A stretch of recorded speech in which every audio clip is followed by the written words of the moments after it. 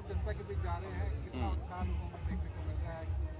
देखिए, अभी जो हमारा कार्यक्रम, ये कार्यक्रम विशेष कार्यक्रम है। प्रगतिशील हिमाचल प्रदेश के 75 वर्ष पूर्ण हुए हैं, जहां पूरा देश आजादी के 75 वर्ष के नाते अमृत महोत्सव मना रहा है। वहां हिमाचल प्रदेश भी अपने 75 वर्ष अपने गठन के, यानी अपनी स्थापना के पूर्ण होने का मना रहे हैं। हम चुनाव के वर्ष में हैं, तो स्वाभाविक रूप से इसलिए बाकी चीजों को छोड़ करके हमने और कार्यक्रम न तय करके एक कार्यक्रम तय किया कि हम हिमाचल प्रदेश में 75 कार्यक्रम अलग अलग स्थानों में करेंगे, सब विधानसभा क्षेत्र में करेंगे।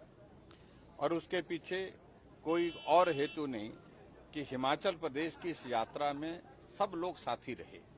उनका बहुत बड़ा योगदान हिमाचल प्रदेश के विकास में इस यात्रा में रहा है, और इस यात्रा में उनके सहयोग के लिए उनका आभार व्यक्त कर रहे हैं। लेकिन ये भी साथ साथ में हम उनसे निवेदन करने के लिए, अभी यात्रा पूर्ण नहीं, यात्रा अभी बाकी है, यात्रा अभी जारी है। इसलिए आने वाले समय के लिए भी आपके योगदान की बहुत बड़ी सक्रिय सहयोग की आवश्यकता है। उस दृष्टि से लोगों के बीच में अपनी बात कह रहे हैं, और हिमाचल प्रदेश के उस इतिहास को भी समक्ष में, जो हमारी जनरेशन है, नई जनरेशन है, उनके समक्ष रख रहे हैं कि आजाद भारत के इतिहास में जिन लोगों ने देश के लिए कुर्बानी दी, और उसी तरह से हिमाचल प्रदेश के गठन के लिए बहुत सारे लोगों ने आंदोलन किए, परिश्रम किए, और उसके बाद आखिर हिमाचल बना है। तो उस इतिहास को भी जाने। अभी आपने ये प्रदर्शनी देखी जहां हम खड़े हैं, इसमें आप एक झलक देखेंगे हिमाचल तब और हिमाचल अब। अलग अलग सेक्शन में, अलग अलग क्षेत्र में हम कहाँ थे। हम शिक्षा के क्षेत्र में उस वक्त कहाँ थे, स्वास्थ्य के क्षेत्र में कहाँ थे, रोड के इंफ्रास्ट्रक्चर के क्षेत्र में हम कहाँ थे। उन तमाम सारी चीजों का एक झलक जो है आप देख सकते हैं प्रदर्शन के माध्यम से।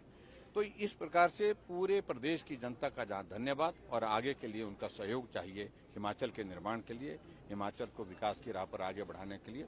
उसके लिए हमने 75 समारोह हमने तय किए हैं।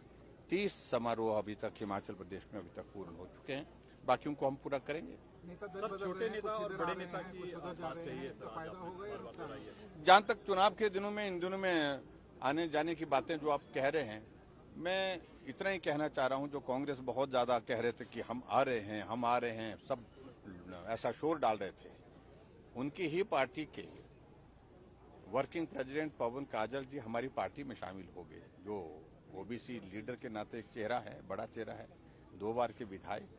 उनकी ही पार्टी के लखविंदर राणा जी 2 बार के विधायक, प्रदेश के उपाध्यक्ष, कांग्रेस पार्टी छोड़ के भाजपा में शामिल हुए। और उसी तरह से धर्मशाला में आम आदमी पार्टी के उपाध्यक्ष प्रदेश के राकेश चौधरी जी, वो हमारी पार्टी में शामिल हुए। और राष्ट्रीय स्तर पर आप देख रहे होंगे कि क्या हलचल मची है।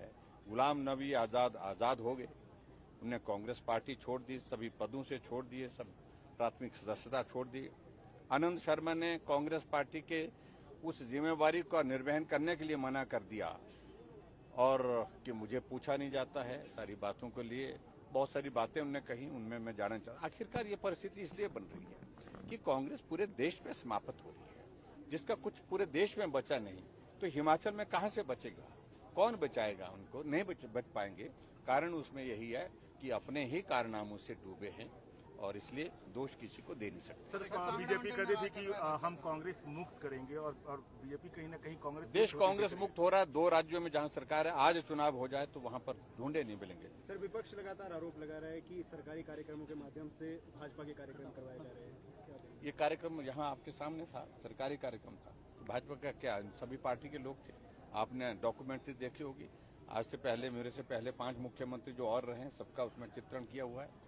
और हमने हिमाचल प्रदेश में जो काम हुआ है, लोगों को उसका श्रेय दिया है। तो मैं समझता हूँ कि इस तरह की कोई बात वो कह रहे हैं, वो कहते रहेंगे। उनके पास जब कहने के लिए कुछ नहीं है, तो यही चीजें कहने के लिए होंगी। तो मैं इतना ही कह रहा हूँ, हम अपना और चुनाव को लेकर क्या अभी स्टेटस है सर? जिस दिन आचार संहिता लगेगी, उस दिन हम पार्टी का झंडा लगाएंगे। आप लोग, क्योंकि सभी पार्टियों से मिलकर ही चुनाव आयोग तय करता है। देखिए, ऐसा नहीं, चुनाव आयोग एक स्वतंत्र, एक कॉन्स्टिट्यूशनल संस्थान है। वो अपने नियम और इसके मुताबिक जो है वो निर्णय करेगा और जब भी निर्णय करेगा वो जो भी स्थिति होगी उसको देखेंगे। कांगड़ा मंडल नाराज चल रहा है सर। हाँ जी, कांगड़ा का मंडल नाराज चल रहा है कांगड़ा विधानसभा क्षेत्र का। नहीं, वो नाराजगी दूर हो गई, वो आपको जानकारी नहीं मिली होगी। सीएसके विभाग हाँ जी, हाँ जी,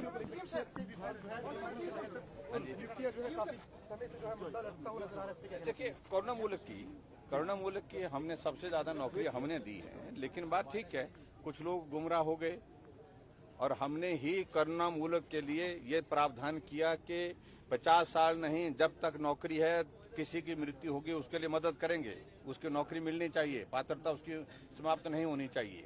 आदमी मौत जो है आदमी को पूछ करके नहीं आती कि मुझे कब आना है, तो इसलिए बहुत सारी चीजों के लिए किया। 2 बार उनका क्राइटेरिया बढ़ाया, इनकम का क्राइटेरिया बढ़ाया हमने, और उसके बाद हमने ज्यादा नौकरी देने की हमने कोशिश किया, लेकिन कुछ बचे हैं। सर, छोटे नेता और बड़े नेता की बात आपने बार बार दोहराई है, क्या वजह है इसके पीछे?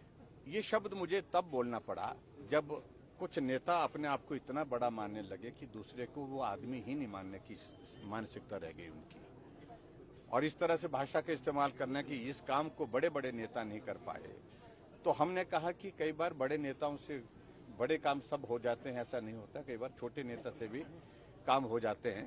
तो हम कोशिश कर रहे हैं, हम छोटे नेता हैं, हम हिमाचल प्रदेश में रिवाज को बदलने की बात कही है, जो बड़े से नहीं हो पाए हम बदलने की कोशिश सर, करेंगे। होशियार सिंह ने रविंद्र रवि को कहीं ना कहीं चुनौती दी है कि दम है तो आकर लड़ लें, क्या कहेंगे? देखिए, इन सारी बातों को लेकर मुझे जानकारी नहीं।